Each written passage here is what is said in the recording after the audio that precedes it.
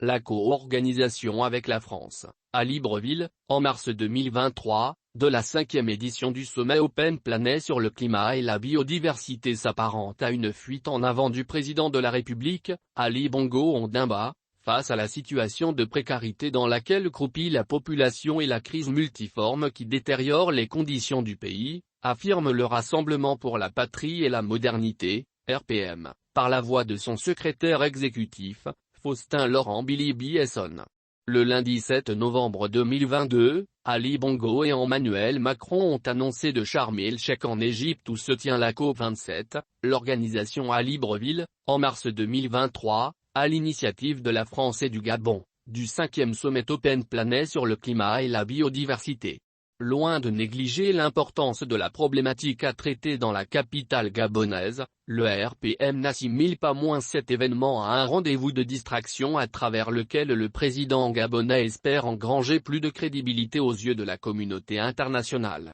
Le Rassemblement pour la patrie et la modernité, RPM, tout en marquant son intérêt pour les questions relatives à la préservation de l'environnement et de la biodiversité, dénonce cette nouvelle fuite en avant d'Ali Bongo qui, au lieu de présenter, au peuple gabonais, le bilan de son deuxième mandat à la tête du Gabon, cherche à le distraire par l'organisation d'un sommet censé lui donner une certaine crédibilité aux yeux de la communauté internationale. À cet égard, Ali Bongo est plus prompt à brader les préoccupations des populations gabonaises pour s'octroyer une stature au niveau mondial, a déploré le secrétaire exécutif, Faustin Laurent Billy Biesson. Pour le parti d'Alexandre Barrot-Chambrier, si la lutte contre les effets du changement climatique constitue, à l'heure actuelle, une question importante à l'échelle planétaire, cela ne saurait justifier la récupération politicienne et le forcing diplomatique fait depuis des mois autour de ces questions cruciales pour masquer l'amateurisme et l'absence de vision de la gouvernance d'Ali Bongo, les atteintes à la démocratie et autres violations des droits de l'homme,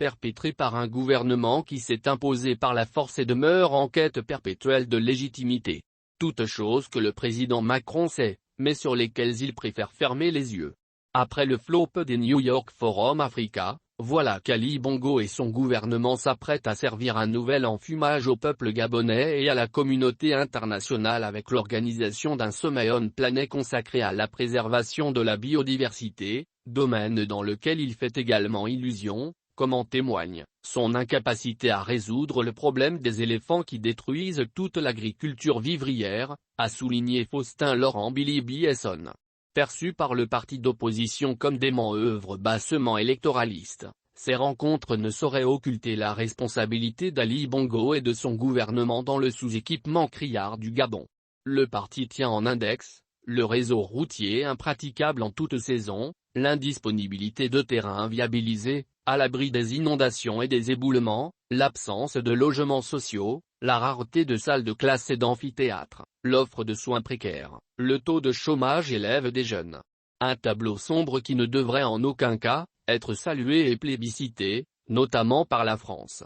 Face à ce constat déplorable et au regard de la kleptomanie qui caractérise le régime en place, le RPM regrette que le président Emmanuel Macron associe la France à une lamentable opération qui vise à masquer l'échec patent d'Ali Bongo et son manque de résultats probants après 14 ans à la tête du pays. En conséquence, le RPM fustige avec la dernière énergie tous ces montages grossiers qui ont pour finalité de sauver Ali Bongo du refus légitime du peuple gabonais de le voir se maintenir, coûte que coûte, à la tête de notre pays alors que le monde entier sait qu'il n'a gagné aucune élection, a regretté Faustin Laurent Billy Biesson, assurant que toutes ces manœuvres qui contribuent à donner auprès de la population une perception ambiguë de la France sont vouées à l'échec, vu que le peuple gabonais ne se départira pas de sa quête en faveur de l'alternance et du changement.